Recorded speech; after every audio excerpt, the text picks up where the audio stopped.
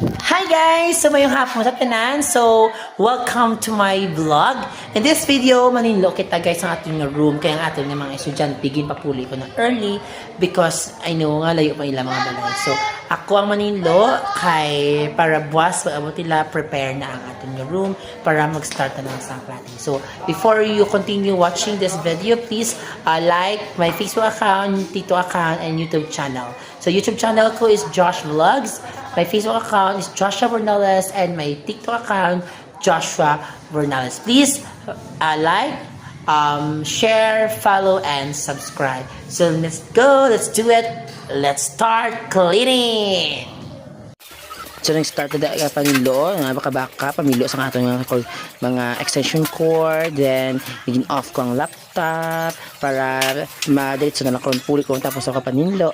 Then after that guys, nang tapos ko off ang laptop ko, of course nag-start ako sa panilo. So baka si sir bala panilo kadto pertig di kaya bukyab sa room ko nga basurahan ang classroom ko ng bayaan sa mga kabataan. Then na tapos wala nga akong paypay dayon ginhigot kiliwat, then continue ko sa akong cleaning. Of course hindi gina madula sa ato niya ang arte-arte do ako yung model do gitara ako gamit ang paypay bala do ako yung model ko isang paypay din sa lahat ng kasulok-sulukan no natin ng classroom ay nililinis natin di ba Tagalog yan. And then na di ba binuang buang naman din ang ubra ko dahil sige matamat gina-enjoy ko ng self ko ako lang na isa. So baka bala ako lang na isa sige pamaypay ay na matamat ko na guys panguha ang mga basura kaya ayan butan hindi ko ba kami intindihan na guys nga kadamo-damo sa mga plastic ginapanghabalan ko man ako ng mga learners hindi magdagdag sa plastic pamuluton kumakitan pero pagkatapos ang klase ang akong classroom daw basurahan po sige lang kay pisan pa si sir Manilo. Then di ba sa CR dampio nan kaya ako nga formation sa ako nga bangko ging horizontal vertical do ka office type siya kay kung by 5 5x8 ko siya crowded tungod sa kadamo sa akong bata again kas ang spacing sa akong room daan kagamay so giamo ko ng plaster para makagiyo ang akong mga learners. Then ara naman tapos ako na panilhi guys.